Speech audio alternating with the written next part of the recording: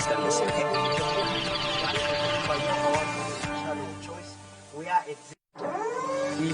young people have a say or not to affect them. I think this focuses on the social issues and environmental impacts. How many people, not only young people, how many people even here in Rwanda just the other day I was actually anti-traffic These countries will carry to raise the issue of this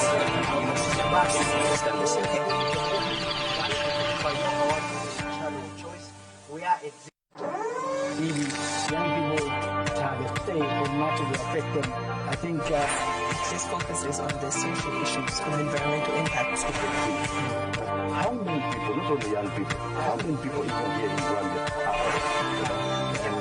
just the other day I was actually anti-traffic These countries will carry to raise the issue of this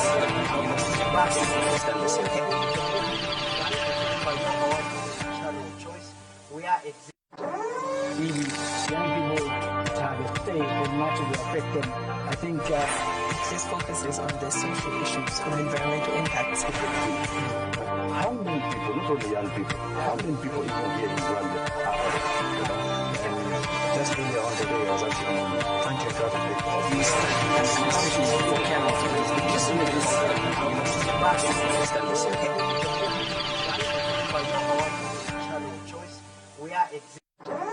really, young people have a say or not to affect them. I think this focuses on the social issues and environmental impacts. how many people, not only young people, how many people. Good afternoon, welcome to today's episode of Our Perspective. Today, we're looking at something significant in our country. We're looking at the life and legacy of Rupia Banda, a legacy that lived on for 85 years. He was a father, a mentor, a president, and to many more, he was just Bwezani. Today in the studios, I'm joined by a Democratic Party member who is a youth, and we are discussing how youths can emulate and learn from the life and legacy of Rupia Bwezani Banda. In the studios, I'm joined by Mr. Lazarous Simukoko, who is a Democratic Party member. Mr. Simukoko, good afternoon and welcome to the program. Good afternoon, Madam Virginia. It's good to be here. Though we are in such a sad moment as a nation, having lost the fourth Republican president, it is so sad that we as young people, we want to be able to get back to him and begin consulting on the issues that will be affecting us as we move forward as a nation. Definitely. I think jumping into the questions before I ask them. But that's good. As youths, we are always taught to be ready to give out information and be ready to always dive into any sort of discussions and conversations. But even just as we start, I'd like to find out from you, how did you receive the news of the passing of the late fourth Republican President Rupia Banda? It was sad, and most people received the news with mixed feelings because nobody expected his death. Because we have learnt again previously he had colon cancer. Of course, he recovered from such kind of a disease, but within the shortest period of time, we just said that the president is normal, which was sad for us as a nation, and it was not good again for the nation, as no any person would wish any person to die in the fashion, maybe the way the president died at that such a critical moment when the country is grasping with the issue of the economy, it is facing the issues of unemployment and different issues that the country is facing. When you look at the legacy of the president himself, of course, he managed to run this country effectively because we had such challenges previously as well. So he managed to make sure that he dealt with such issues. So we expected even the current government to begin consulting from him because he's the only person who understood how he managed to do it because he has been the foreign affairs minister at some point and all those issues. So we received this news with sadness, and every person in Zambia, I guess, received such news in this fashion. But there is nothing that we can do. The time has come, all of us, we are on earth. We are just passerbys, and there will be a time in our lives when we are going to say goodbye to this world. Yeah, actually, you've touched on something quite important and cardinal. This, this show, Our Perspective, focuses on youth, and it's, we must focus on the fact that the former president began his career in politics as a youth. Okay, he held a lot of positions, diplomatic positions, ministerial positions, cabinet positions. His career flourished even while he was a youth, beginning in the UNIP days. What does this mean to you as a youth? Yeah, you are quite right on that one. He joined the UNIP Youth Wing, that was in the early 1960s. When he joined that, he managed to do a lot of things, and then in 1965, he was appointed as the ambassador to Egypt. Again, in 1967, he was appointed as ambassador to the United States, and then thereafter, he was a permanent representative at the United Nations. And he managed also to vie for he was the MP for Munali, that was in 1978, and later on he lost it to the MMD in the 1991. So as a person, he began his career at an early stage, and that is why it is also important for young people out there to begin understanding, to say, okay, we need to begin looking forward to what we are going to do. One thing that I'm going to say is that there is a huge gap that has been left by the former president. And that gap is looking forward to be occupied by someone.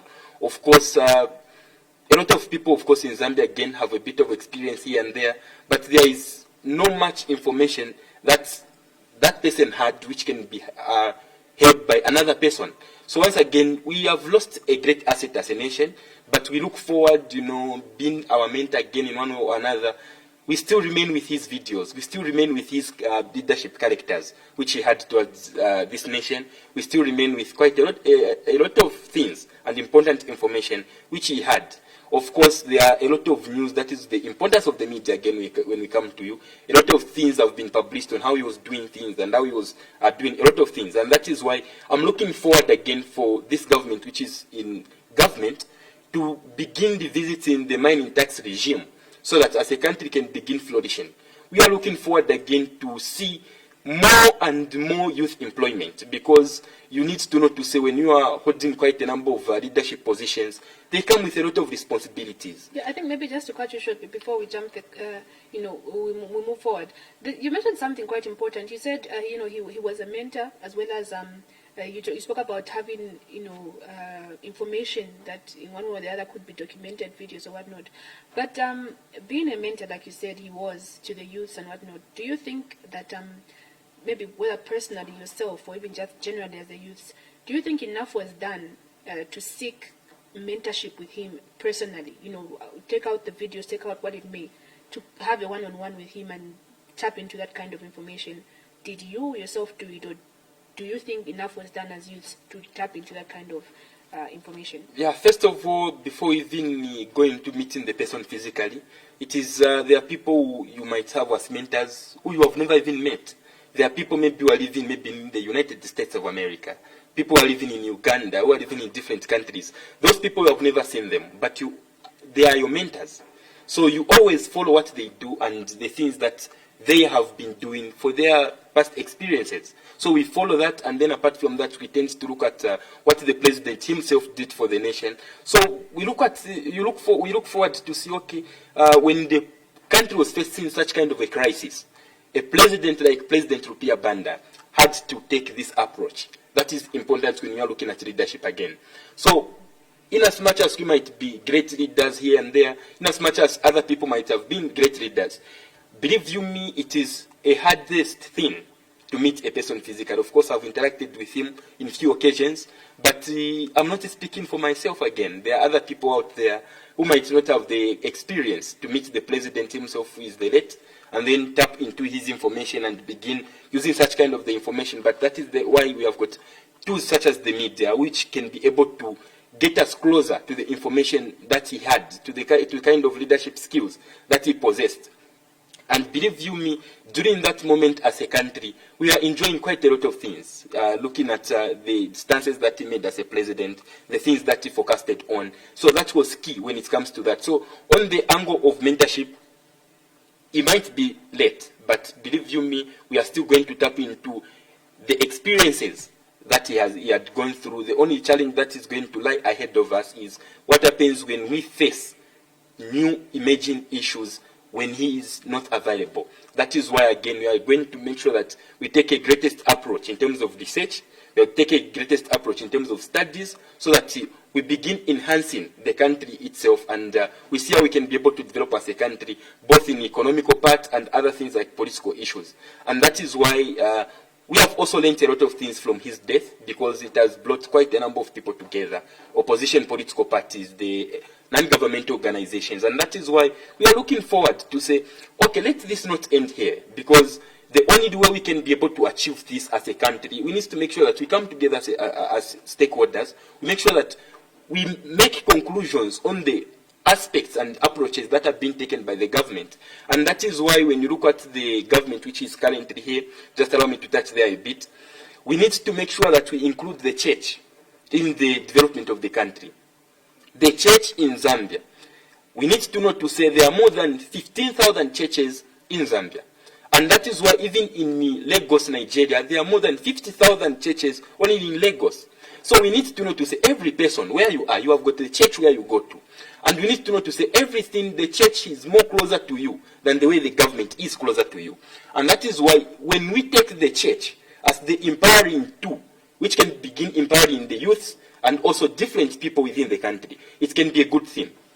Take a look at this. If a church can be mandated to begin empowering at least 5 people per year, and then we multiply that by the 15,000 churches that we are having in this country, those people are going to have people who are going to be employed by them as a church. Immediately those guys are employed by those 5 members. A church will begin producing at least 25 people who are now going to be employed per church. And then you multiply that by the number of churches that we are having in the country. The number is going to be enormous. And then we are going to see the economical paradigm shift from the way we are experiencing as a nation. We need to know to say again, as we touch on other issues, on the angle of the president again, when the president was headed the country, he faced a lot of challenges because it was during that moment when different companies in the country, different companies were privatized at that moment, meaning we moved from being, they moved from being owned by the public sector to the private sector. So it was hard for the president to begin eradicating the unemployment rate which was pertaining in the country. However, he managed to do it by making sure that he revisited the mining tax regime. When he visited that, he made sure to say all the people who are working in the mines were at least being given the things that they needed. And that is why during that moment, the Kwacha dollar rate was performing quite okay because he visited such kind of policies.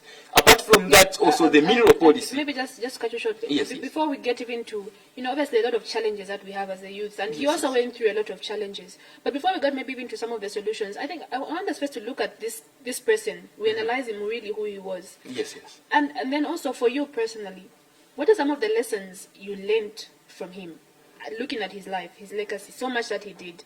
What are some of the lessons that you learned from him? Okay, there are a lot of lessons which I've learned from him. He was such a great person that I can't lie. And in his time of leadership, be it within the country and other countries, we also need to track back to history that he managed to help countries like Namibia. Because we need to know that Namibia got its independence in 1990. He helped this country when he was the permanent representative of the UN, who then headed the Namibia United Council during that moment. And then during that moment again, he served there, and that is why the issues I have made to say he was at some point the president of Namibia. And then I said, no, he was just the United Nations permanent representative. Because during that moment, and then people can begin criticizing to say, what happens? Did the people of Namibia have any person who can be able to head that? The main issue there is that the people of Namibia during that moment were under colonial rule. They were still colonized at that moment. And then we need to know to say, from that history that I've given, we need to know to say we always need to help one another in everything that we are doing. Imagine this person who was a Zambian. He managed to make sure to say, okay, despite of me being a Zambian, it is my responsibility to make sure that countries like Namibia is in safe hands. We need also to know to say, where you are as a person, let it be at church, let it be at home. We need to make sure that you look at a person. Is this person having a life in a good way? If not, if you have got a hand to help, go ahead and do so. There are people, Madam Virginia, where you see they are living the I don't care type of life. You need to be able to make sure to say, in as much as we are living in this kind of an era, where we have seen people struggling with employment, people struggling with a lot of things. They might not have maybe water to drink. They might not have a lot of things which they might be lacking. And that is why they say no man is an island. So it is always important for us as young people, and also every person who is out there, to begin introspecting other people, to begin making sure that other people are safe. If other people are not safe, then you are not safe as a person. That is why the president, you saw him beginning to help countries like Namibia. And that is why the president like him, we saw him beginning eradicate and aviating the unemployment rate. And that is why it is also important as a country we managed to make sure that we did a lot of things because of him during that moment. Of course, during that moment, people were tired of the MMD government. Then they brought in the the Patriotic Front during that moment. So for me, I've learned a lot of things from him, ranging from having been a humanitarian, where you begin looking at the people themselves, the kind of lives they are living. As a leader again, we need to know to say our people are facing quite a lot of challenges. Those challenges cannot be eradicated by one person alone. We need to make sure that we move in and we begin doing what we can as a nation, what we can as human beings again. Definitely. You've touched on the 2011 regime change, where people decided to change, through the vote, shift power from from MMD to the Patriotic Front. Now, during that period, of course, there are many reasons as to why that change came on. There were, allegations of corruption to the extent that even his immunity was stripped off. However, there have been comments and sentiments to say that the major hallmark of the legacy of Rupiah Banda was when he came in and stepped up to facilitate for reconciliation in the 2021 regime change, without which maybe he may not have been as respected as he was had he not facilitated such a thing, because it was a very big hallmark. It was a very sensitive time in the nation. So these sentiments rather are saying that had he not facilitated for that particular reconciliation during the regime change, he would not have been respected as much. How do you react to that? Well, the president has been a great president, the person we are talking about, not only during this period. As I have already said, to say he has helped a lot of people. Other people knew him as just as a family member, as you said to say. Others just knew him as Bwezani. Others knew him in different ways. But that is the major role he played again. And it is so sad, because many people can begin saying to say, after just reconciling the leaders, he has passed away, which is quite unfortunate again. But to everything that happens, we need to take that as a lesson. As a lesson, not only because it has happened, but because we might need such kind of a reaction in future. That is why also we have seen social media being flooded with a lot of news to say there is need for us as the people to strip off the immunity of the former president of the Patriots Front, who is President Edgar Chagwa Lungu. We need to know to say President Edgar Lungu can be looked at as an enemy today, but is going to be a good person later on. Of course, we need to know to say, just as the way Rupiah Banda was treated during that moment, some people do regret to say, how did we manage to strip off the immunity of such kind of a leader? How did we manage to do this? So, as a country, once again, we need to begin learning from such lessons, and we begin looking forward. How are we going to make sure that we begin enhancing every person who is going to contribute to this nation? We need to know to say leadership comes with challenges. Leadership comes with challenges. We can't run away from that. And that is why other people, they say, we are on earth where problems are always there. So, irrespective of the challenges that he experienced during his tenure, we need to know that different leaders again have faced a lot of challenges during their tenure. And of course, the kind of approaches that you take because of such kind of challenges will begin making you to stand out as the most important person later on. So, in as much as we might be able to recognize the reconciliation which he made between the two leaders, it must be also noted to say, the same people he was reconciliating, there is going to be time once again when another leader will be out of government. And the person who will come in also will be looking forward to reconcile with the current president. And the only way such can be done is by using the former president by the name of President Edgar Chagwa Lungu. So in as much as we might be able to be looking at issues in this angle, issues in that angle, it is always important for us as individuals, we begin looking at individuals not as our enemies, but as the people who can be able to help us at some point in life. There is no permanent enemy, there is no permanent friend. What we need to know is that this life that we are in, it is the life of ups and downs. Today you might be up, tomorrow you are going to be down. And that is how things are looked at in leadership. So in as much as we might be able to begin condemning the leadership of this person, the leadership of that person, it is always important for us as individuals to begin looking at people. What kind of a person is he? What kind of a person are we looking at? What kind of a person are we going to have as we proceed as a nation? Looking at the challenges that we are facing and the kind of issues that we are facing as a nation, it is always important, Madam Virginia, to look at issues in such kind of issues. Let us not only recognize to say as he managed to reconcile the leaders, but we also need to recognize to say there is going to be a moment when leaders will seek reconciliation again, not only during that period. So what you do during this moment will make someone to be able to stand out. And one thing that I appreciate from him is that he was a forgiving person. You might do wrong today, tomorrow is going to be with you, laughing with you. That is the main issue which is there. So you might see, despite the treatment that he received after he lost power, he never hesitated to reconcile the nation because he understood to say, as a nation, we can't be able to heal when we begin politics in every situation and every moment that transpires. What is important is to apply leadership. As a leader, you are going to face a lot of wounds, you are going to face a lot of challenges, but the most important thing is to look forward and begin looking at what kind of a legacy is this person going to leave for us. For us, as young people, he has left us with a great legacy, which we shall always remember and treasure. Definitely. So, from a youth perspective, maybe even if, from the DP perspective, how do you describe the current political mood or atmosphere in the nation? Of course, today we have laid to rest the fourth Republican president, Mr. Rupia Bwezani-Banda. There was a church service, a procession, and finally we have put him to rest. We've seen a lot of pictures on social media between, of how the interactions are, beginning yesterday with the previous president, Dr. Edgar Chagwa Lungu, although as he said, just call me Edgar Chagwa Lungu. That was the, and then also we have the current president, Hakainde Hichilema. A lot of pictures have been popping up on social media. How would you describe the current general political atmosphere? Yeah, there is a bit of a difference from the moment we lost the former president in the way we have handled politics, in the way we have managed to handle the affairs of the nation in one angle or another. But the most important thing is that reconciliation is key.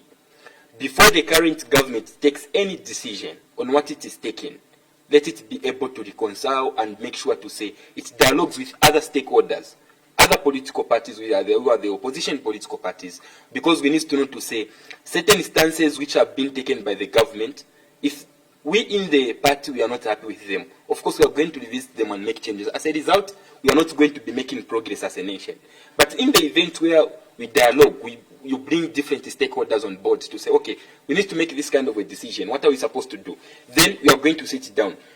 From the perspective of a certain stakeholder, that person will bring his or her views. After those views are brought forward, then you are going to see the government brings its own measures and the way it wants to implement certain issues. Again, the church should be involved. When the church is involved, it is going to disseminate the information to the members. When those members have such kind of the information, there is going to be a bit of unity in the way we handle issues. We are not here to begin politicking, no. We are here to handle solutions.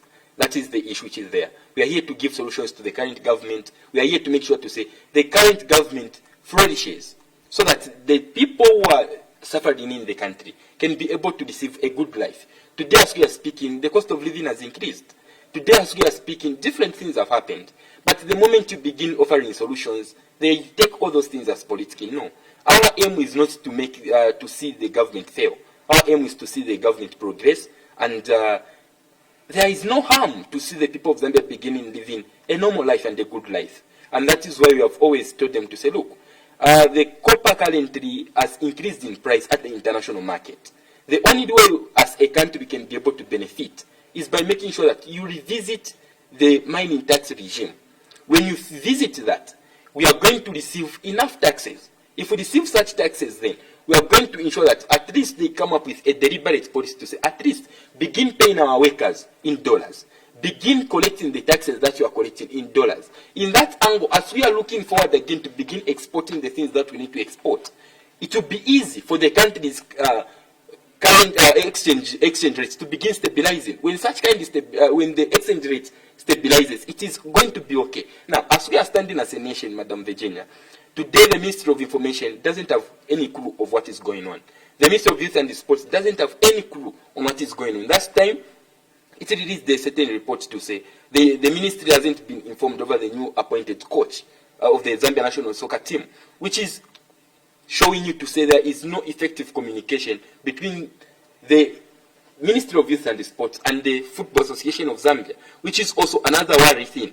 Because if there is no effective communication between the two, it means every person within such kind of angles will be doing things abruptly. Man has been informed. As a result, we are going to begin heading the nation in abstracts. Not in real terms. No, we are going to be heading it in abstracts. Let us look at the central bank. Yeah, definitely. I think even before we move to the central bank, we've described a lot of we've described the atmosphere, of how we are currently politically. But let me get it from you as a youth. How do you think, or how can you describe the general well-being or the current status of youths in Zambia? I know you're speaking more economically, on how best we can improve the economy. But then generally, just youths. I want you to help me understand the current plight or circumstances of youths right now, be it those who are in the agriculture sector, those look at it economically, even politically, in any aspect. How do you describe that? It is devastating. That is what I can say. Most youth are disappointed in one way or another. Today, I'm going to mention to you to say this is when the government, when you look at the agriculture sector alone, this is when the government is supplying fertilizers to the people of Mchinga. And what we don't need to run away from is that the agriculture sector, the labor force which we have in Zambia, about 70% is in the agriculture sector. And then as a nation, once again, we need to begin prioritizing the things like agriculture. Because we need to know to say, currently, the mining companies have been forgone. They have been forgone. There is nothing we can do. They have been forgone, but this government advised it to revisit their policies in the mining sector. On the agriculture sector again, it is sad that during this moment, this is when people are supplied with inputs for them to begin their farming. But we need to know to say the farming season has ended. What we need to begin looking at now is producing. How much is Zambia going to produce when it comes to maize? How much is Zambia going to produce when it comes to groundnuts? How much is Zambia going to produce when it comes to sorghum? Then we need to retract. Are we going to produce enough for us to begin exporting? Okay? Are we going to begin producing enough for us to begin value adding those things that we are going to be producing so that we begin exporting? After the exportation, we gain what we call foreign exchange or the foreign currencies so that the countries Kwacha can be able to appreciate. Nothing of that kind has happened at this moment because we need to know to say again the country has faced a lot of floods in different parts of the country. And then how do you describe that? How do you make sure as a country we begin at revamping such kind of situations? We make sure that we run away from such kind of situations and look for better solutions. The only way is by us prioritizing the areas which we are not affected so that it caters for the rest. Again, when you look at different policies during the time of Kaunda implemented again a lot of policies with the late president again. He went in Japan and China in the 1973. When he went there, he began the process of an industry per village. And that is why, Madam Virginia, during that time, we are able to see a lot of industries in the country. We are able to assemble our vehicles in the country. We are able to do quite a lot of things. But at this moment, all those things are nowhere to be seen. And that is why we are saying it is always important to learn from the previous governments. You learn from the successes that they made, and then you try to advance a bit. We need to know to say almost everything that we are coming across, they have always been in existence. The only thing that we need to know is to understand the approach which we are supposed to take as a country. The youth in the country, look at the unemployment rate. It is devastating. Look at how the country is, the state of the nation in itself. We need to know to say, about 90% of the current population that we are having, it is for the people who are 35 years less, 35 years and less. And in that angle, we have got a lot of manpower. That manpower which we have, of course, we need to be able to see, okay, we employ these people, we do that. Immediately we employ quite a number of people in different sectors, be it in the agriculture sector. It is always important again for the government to begin prioritizing agriculture, such as supplying farmers with tractors so that they begin farming. In that angle, when they do, there are certain things we call commercial farmers. If such commercial farmers are there, if the government signs a partnership between those commercial farmers and the government itself by saying, okay, we are going to supply you with this kind of tractors, we are going to give you this kind of fertilizers. Immediately begin the production, or when you produce your crops, we are going to give a share to the government of this much. Then the rest you can be able to what? To sell on your own. In that angle, the government will be prioritizing the agriculture sector. No farmer can refuse to that. Apart from that, when you do so, what are you going to be creating? You are going to be creating employment. The moment you produce bumper harvest, you are going to be looking forward to what? To begin adding value to the things that you have produced. What are you going to be requiring at that moment? Industries. Who are going to be employed in those industries? Those are the young people, the youths. Immediately those youths are employed there. You need to know that in that family where that person is employed, no person in that family can suffer from things like sleeping without eating, things from going to school. Of course, the government can brag to say they have managed to introduce free education. We need to know to say there are few government schools in the country, or public schools, compared to private schools. During my tenure, I have only been to government schools in 2 years, grade 5 and grade 6. The rest of my years in school, I've never been to a public school. For many reasons that I can attribute to myself, such as the distance and also other things. So it is more important to begin safeguarding the lives of other people. Look at the prices of fuel today. Look at the prices of mealie meal today. Look at the prices of cooking oil today. They have increased. Such increment that has been made by the government can only be kept when you involve the private sector, because 70% of the Zambian economy is driven by the private sector.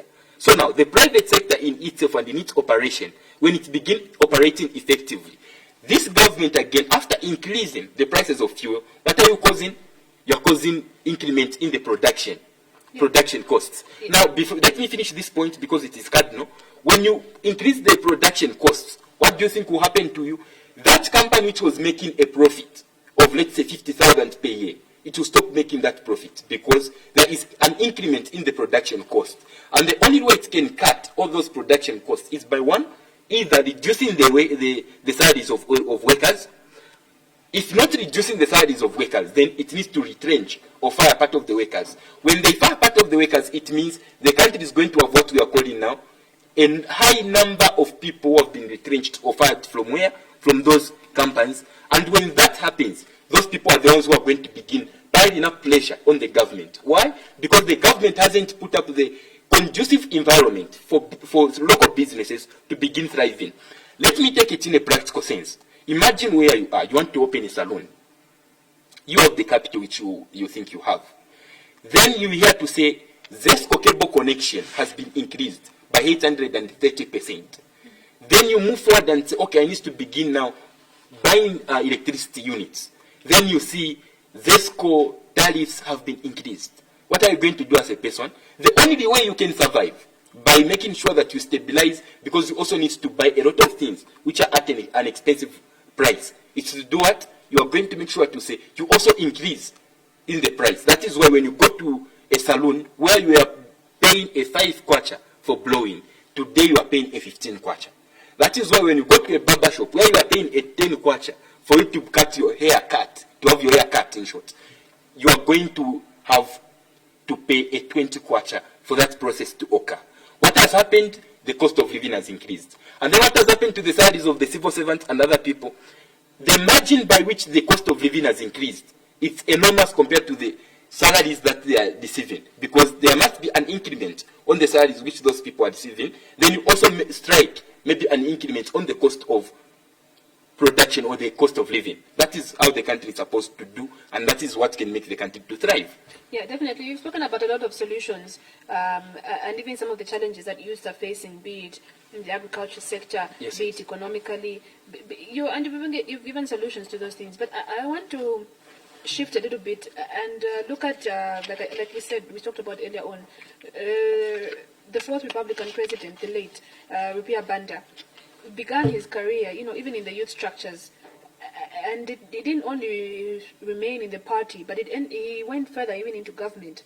So I want to find out from you, as the youth in politics, in these party structures that you're in, do you think that youths are, whether you would say well respected or well endowed, or do you think enough is being done to push them more into strategic positions rather than just be what they call ground structures, foot soldiers or whatnot? I want to get it from you. What are some of the challenges in the youth, as youth that you face in politics?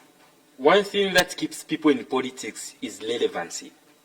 When you are relevant, there is no force which can fight you. One thing that I'm going to tell you is we don't need only to fight for positions. We need to make sure that you are qualified for such kind of positions. One thing that I can say is that we need to work on research. Research. We need to do that.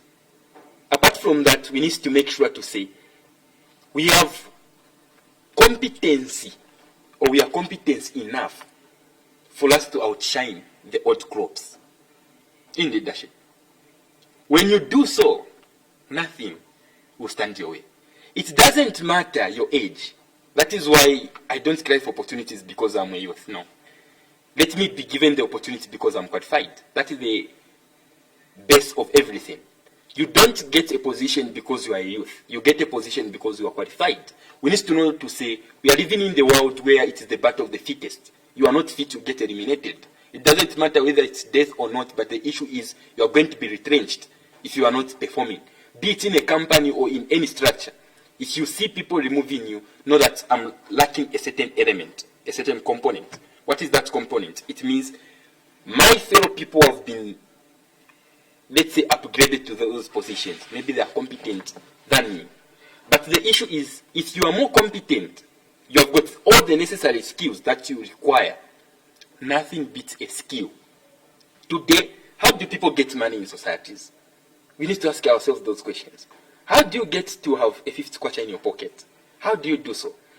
You have a skill which is going to attract what we are calling that 50 kwacha to your pocket. What is that kind of a skill? There are people who do welding. Okay? There are people who go to the market and begin selling things. There are people who talk and they have money. Such as journalists, who you write the news, you do so. Those are the skills. What are those skills doing to you? They are making sure that you are receiving a pay for having those skills. Provided you didn't know how to write and talk and present the news and present a program such as this one, you can't receive anything because you are incompetent in that angle. One thing that thrives the nation is the skills. Have a skill in a certain area or certain angle. Is it in barbing people? Are you good at haircuts? Are you good when it comes to blowing people? Are you good when it comes to plaiting women's hair in that angle? Those skills are the ones which are going to attract revenue to your side. And you need to know to say, somebody's expenditure is another person's revenue. I spend, it is your revenue if I'm spending to you. The person who was selling maybe this water, to me it was an expense. To other people, maybe it was what we are calling a revenue. What has made them to do so? It's because they have got what you are calling entrepreneurial skills. Those skills are the ones that drive the nation. How many of such activities are happening in the country? How many of such issues are being looked at by the government? That is why it is important again for the government to bring in what you are calling skills development plan. How is the government intending to uplift the skills of the young people? It is always important in that angle. I'm seated here, speaking right now. Not every person had the capacity to go to school. Not because that person didn't want to, but there are certain challenges which we are faced. And it also must be noted to say the government hasn't done enough. To me, I would say it has done nothing. To my side, as a youth. The current. Yes, the current. I'll say it has done nothing. What about in comparison to the previous? In comparison to the previous we need to know to say its focus was not on economic development. Its focus on infrastructure development. It did its best. This government went into power with the aim of reducing the cost of living. This government went into government by making sure to say the prices of certain commodities reduce.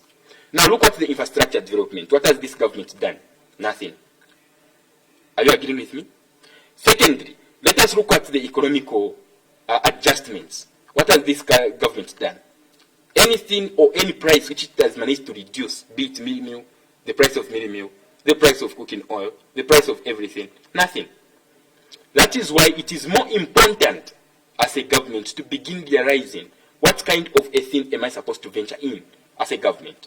What are we supposed to prioritize as a government? What do we do for us to make sure that we increase employment of the youth? We make sure that we stabilize the economy so that even the average person in the country is able to survive. That is the critical issues which the government needs to play. Well, government in its defense says it recently had a youth endeavor where they spoke to youths, gave them better ideas on how to do much, also gave them ideas on what exactly is there for the youths to prepare for. They say they are paying attention to the youth. And also in addition, President Hakainde Hichilema has constantly defended, saying they are only now 3 months into their budget. This is when they are actually working. So maybe it's unfair to judge them that way. These are just some of the excuses that they've No. We need to understand one thing. To say, speaking is different from acting. You can talk. Any person can talk. Every person, get a young child. That person will talk, implement. Is the government having the capacity to implement what it is or what it promised the youth when they had the youth endeavor? Has the government managed to fulfill the promise of the people of Zambia buying a bag of minimum at 50 kwacha? We need to ask ourselves those questions. Again, we need to ask ourselves to say, has the government managed to reduce the price of fuel? No, it hasn't. Has the government managed to employ any person? As we are speaking, no person has been employed. And that is why I am saying we need to begin prioritizing the action-oriented type of solutions. Not just the president going there, reads the speech, it ends there. No. However, because, no, wait a minute. Let me go further to ask you to say, look, when you are dealing with the issues of the country, on the economy perspective, we need to say, we have got people who are watching. We have got people who are watching our actions, our moves, and the policies we are making as a country, and the government in itself. There are people who want to invest in the country, and those people are ready to invest in the country. The issue which we must agree to is that, is there any person who is outside there who can invest in this country at this current moment? The issue is no. What is the reason? Investor confidence has dropped. What has made the dropping of the investor confidence? It's because when the president says one thing in the morning, in the afternoon he says another thing, in the evening he says another thing. When the minister says a certain statement, another person says, no, you're not supposed to do so. In short, there is no coordination in how things are done. So now, no any investor will believe in the government when it comes up with a policy or a certain policy. For one more reason, they are saying it is easy for this government to backtrack and make changes in the policy or decisions they have made. That is why it is always important, one, to consult before you come out to issue a certain statement. It is always important before you sign any document, you go through, you read. That is why there are contracts. For you to sign the contract, you need to understand every point which is there. You are not supposed to be caught offside to say, how come if I signed this? For many reasons. And I am sure of this. Most ministers we are having, they don't read. They don't study. Believe you me. Most ministers we are having in this country, they don't take time to improve their skills. Most ministers we are having, the recent cabinet we are having, most of them, they don't take time to begin researching on how they can be able to improve the country, to improve the economy and everything. As a result, it is becoming difficult for them to implement the decisions. And that is why a minister can say one thing in the morning, the other thing now is say, why did I say that? I need to change. He changes. What is that doing? It is affecting the investor confidence, which you could have been attracting at this moment. That is the major challenge that we have in as a country. So that is why even the youth endeavor, you can call it even today, call it tomorrow, call it the other day. You can say, no, these are the ideas that you need to have. The issue is there a conducive environment for these people to begin operating in this kind of businesses? Because the main aim of such kind of an endeavor was because of entrepreneurship. Now, is there a conducive environment for an average youth to begin dealing with all those things? To begin making sure to say that person is able to incur or to begin outperforming the current situation of the country. If nothing of that kind is happening, then we are going nowhere as a country. We need to know that in as much as you can give ideas to people, today I can go outside there and begin saying, no, you need to go into entrepreneurship, do this, do this. The only answer the person will tell me to say is, I don't have capital. Oh, I need this capital. Give me capital, I'm going to thrive. I know everything of that kind. The youth that we're having in this country, they are competent. And it is so sad. Last time when I was watching the president's speech to parliament, he talked of one thing. He said, the working culture of the people of Zambia is not okay. How do you judge the performance and the working culture of the people when you haven't created or given them employment? Even despite the increase of constituency development funds? Now, and there's even quite a huge chunk of allocation for the youths. Now, again on that one, Madam Virginia, you need to know to say, previously you as an individual, you used to go to the Ministry of Youth and Sports to go and get empowerment funds. You as an individual, maybe you might have had the opportunity and chance to go to the Ministry of Gender to get empowerment, meaning those things will happen at the central government. The government has said, no of that kind will be happening. If you want your empowerment, you'll be getting it from the CDF. So what the government did, it didn't increase the CDF. All it did is, all the activities that were happening at central government were dropped to the local government. And how much money was the government spending just to empower these people at central government, in short? They were spending a lot of money, more than the CDF which we are talking about here. Now, the 1.6 CDF which was previously paid to this constituency development fund at CDF, it has now reduced if you are to scrap off all the activities which were supposed to be happening at the central government, because all those things have been stripped off, they have been cut off to say you are not supposed to go there. What will be happening is that you are going to be getting your empowerment as a youth from the same money which is the CDF, which has been reduced now to the constituency level and council level. And that is why for us we are saying, look, the only way you can advance all these things is by you making sure that you prioritize the youths. How do you prioritize them? It's not about you only to say, no, you have increased the CDF. What will happen? It means there is a lot of people. How many people are we having per constituency? We are seeing people having maybe about 50,000 people, maybe in the votes which we are recorded. Others we are maybe recording 60,000 people as votes in those constituencies. And then look at the money that has been allocated to such kind of a constituency. Those were only voters. We have not counted the rejected votes, and those people were not eligible to vote. And those people didn't take part in the process of getting the voters' cards. And how many people are they? On average, the lowest number a constituency can record to say this is the population for the constituency, it is 60,000 on average. What is the maximum number it can receive? It's about 200,000 plus. Now, are you telling me that that CDF will be enough for those people? Are you telling me that those people who are supposed to go to the Ministry of Youth and Sports, they are no longer going to be going there? They are going to be accessing all those empowerment funds where in the same CDF which you have mentioned. And that is why I've said, look, CDF hasn't been increased. All they have done is they have scrapped off all the activities which were happening at the central government, and now they are going to be receiving them at local government level. And then when you look at how much we were spending at central government, it was enormous. Look at the budget which was allocated to the Ministry of Education. It has boasted to say they have increased the allocation of the budget to the education sector. No, we need to know to say, previously again, we had the Ministry of General Education, then we had the Ministry of Higher Education. The money was, or the budget was allocated specifically for the higher learning institutions. Okay? And then the money that was allocated again to the general education, it was a different budget. The general education was receiving its own chunk of the budget, and the higher education was receiving its part again. Now they have combined the two ministries, meaning both in the Ministry of General Education and the Ministry of Higher Education, they are supposed to receive that. What kind of a challenge that the government received? That is why it is only managing to put only 2,000 2,000 of the people who are supposed to go into these higher institutions such as colleges and universities. And then you look at that margin. What has caused that? It's because there is a reduction in the budget allocation in the education sector. Look at the agriculture sector. Why is there a delay? It's because there is a reduction of the amount of money that has been spent in the agriculture sector, looking at the current challenges which the country is facing. Definitely. Even as we begin to wind up with this particular program, we've touched on a number of issues. We've touched on the agriculture sector. We've touched on the economic sector. We've touched on youths. We've touched on the them being entrepreneurs and in different ways.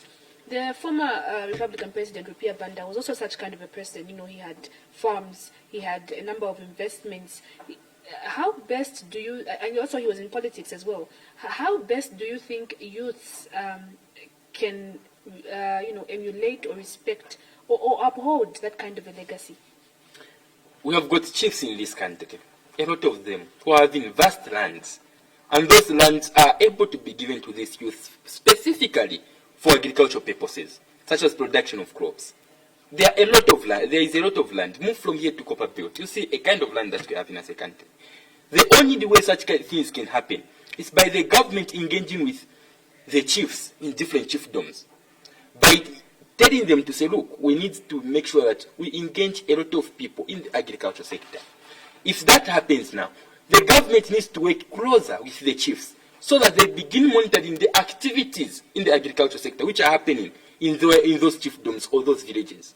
If that happens now, the government now should ensure that it begins supplying enough fertilizers to those areas. It supplies a lot of inputs to those areas. It supplies all the adequate tools which those people in those areas are having.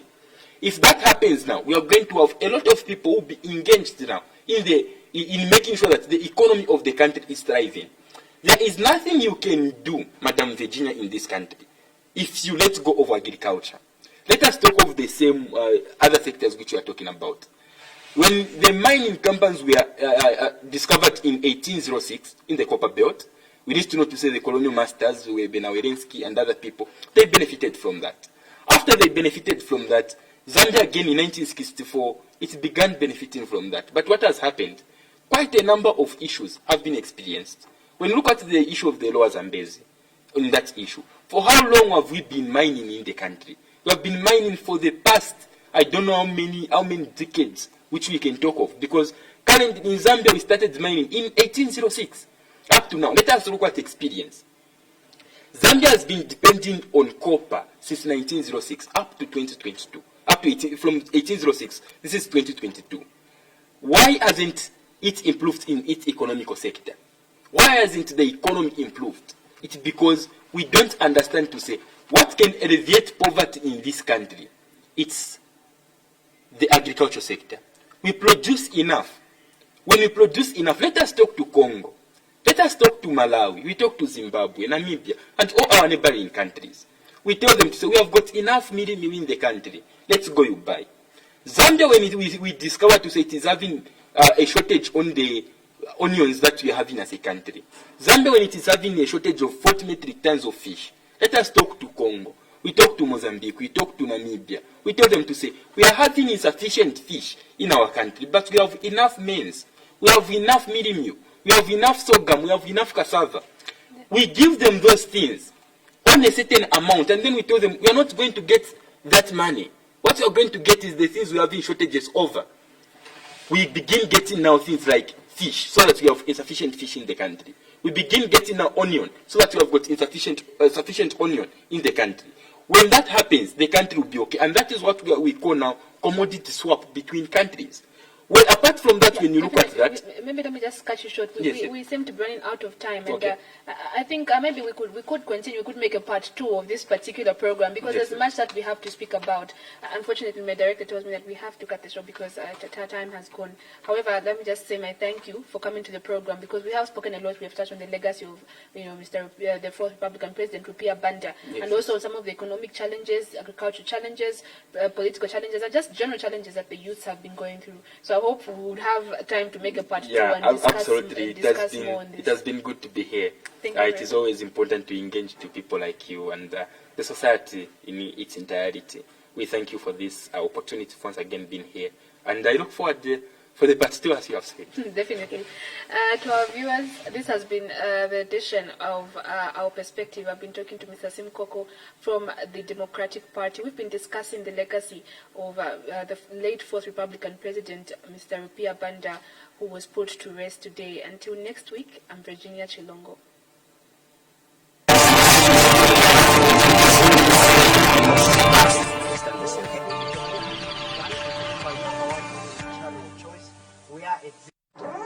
Really, young people have a say and not to affect them.